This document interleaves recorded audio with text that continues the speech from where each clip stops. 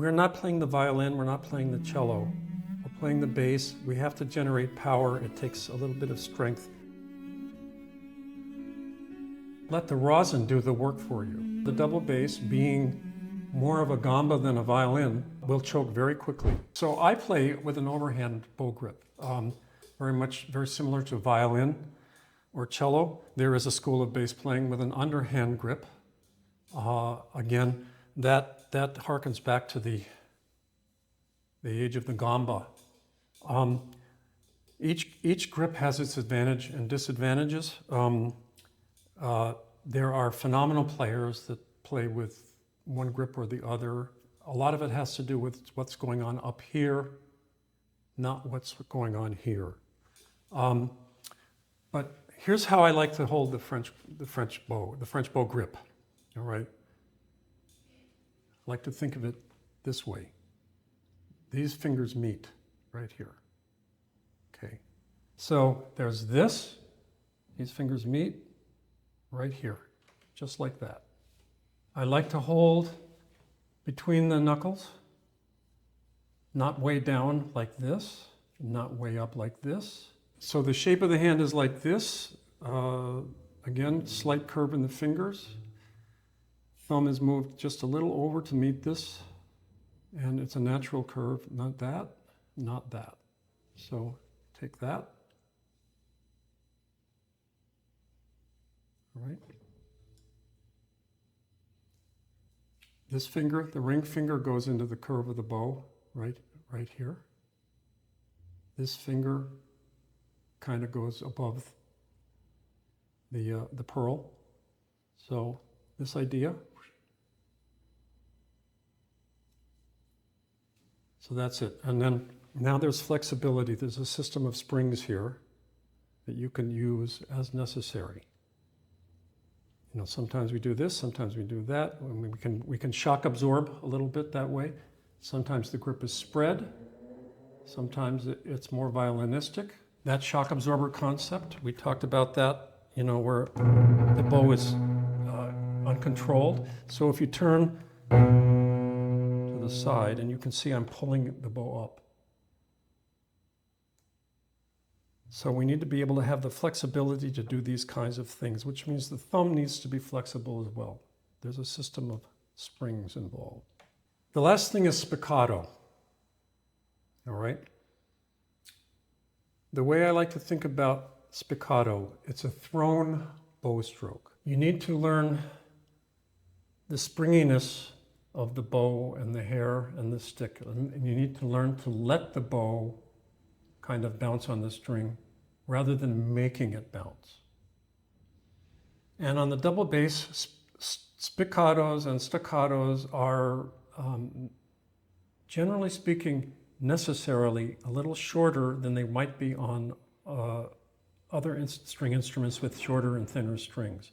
It has to be that way, otherwise it starts to get kind of foot heavy. The articulations are they're too grounded, and instead of being light and up, there's too much of that. So we need to play a little shorter sometimes, especially if we're in concert halls that are quite resonant and favor the bass, which is what fortunately I've been able to be in for much of my career.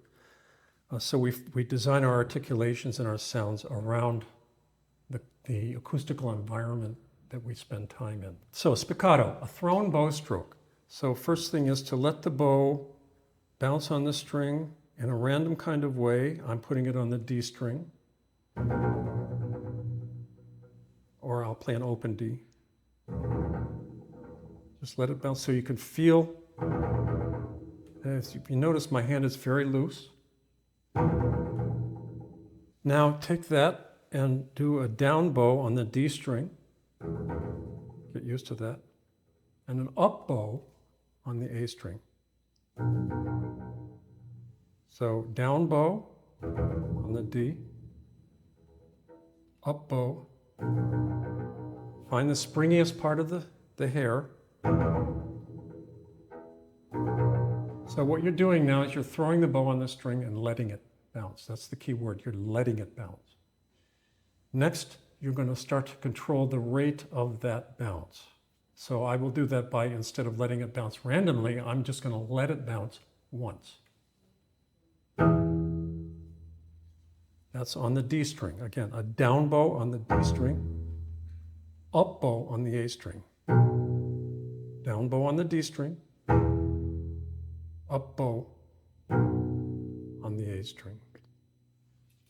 Now you're going to start to control the height of the bounce and add a little. You're still going to keep that feeling of springiness, but you're going to try to control it and keep it from getting out wild and out of control. So it'll be a little closer to the string. That idea. Now, again, I'm still letting the bow bounce. Now we're going to make a little exercise out of it.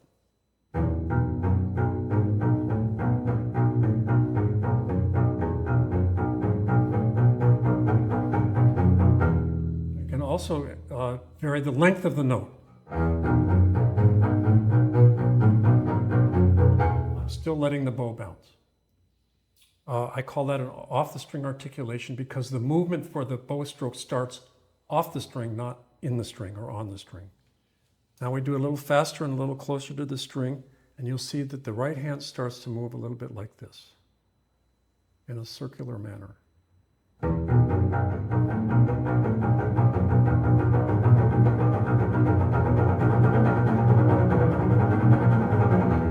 And so what happens is, as you play faster, the center of, kind of like the center of muscular gravity, so to speak, moves its way down. So from the larger muscle groups down to the smaller muscle groups. So a lot of arm movement here. Now it's mostly wrist. Same idea.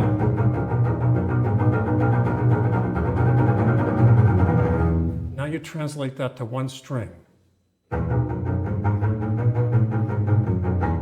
Down, up, down, up.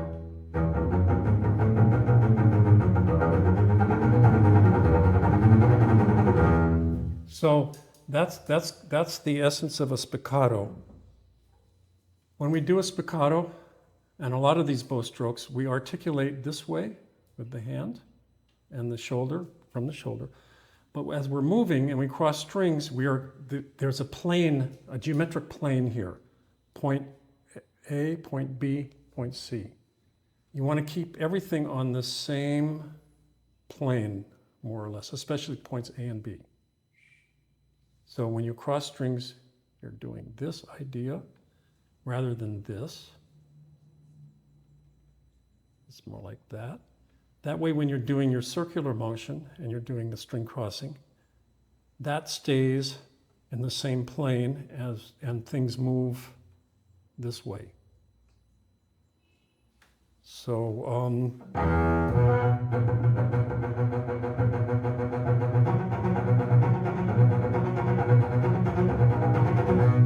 right, so as we get faster, the movement originates from the fingers.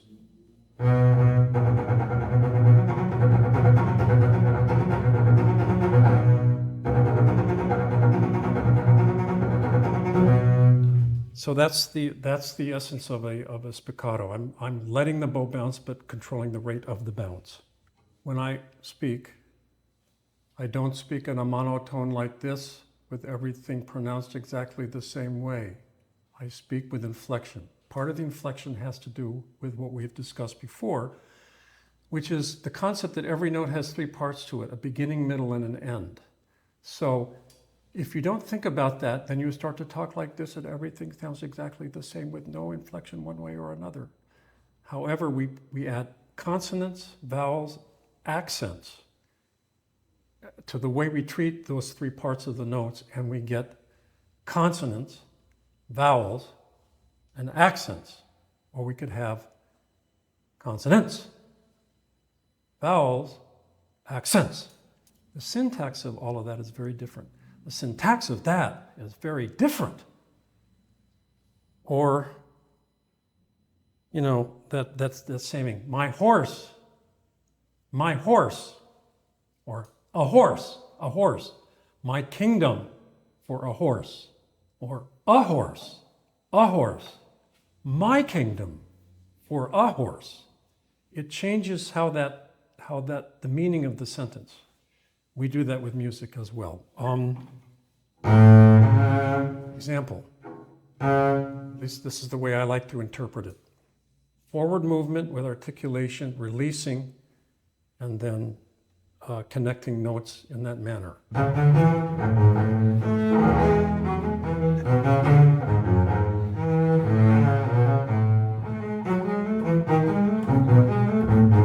Okay, so what we often hear with players is they don't get the, especially bassists sometimes, don't get the syntax or the lightness quite right. All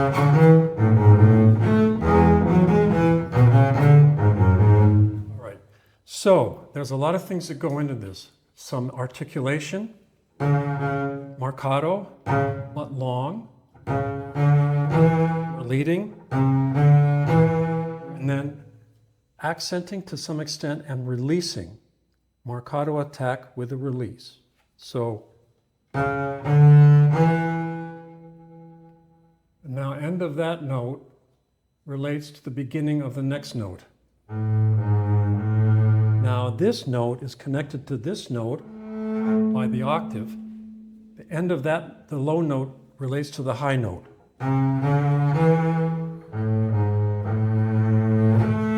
That idea.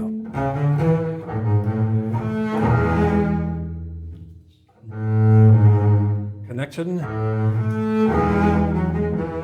All right, so those are just some of the examples in an early phrase of this bourrée, of how we make notes, give them voice, give them articulation, give them meaning, give them syntax. I like to think of these notes as being long but short. In other words, they're long, but they're slightly detached with articulations, as opposed to being just short. That's different. Long but short. Leading. So the verbal analogy might be da da dum ba ba bum bum bum ba ba bum ba ba bum ba ba bum bum ba da da da dum, and we try to match that with the way we produce sounds on the instrument. That has to do with technique.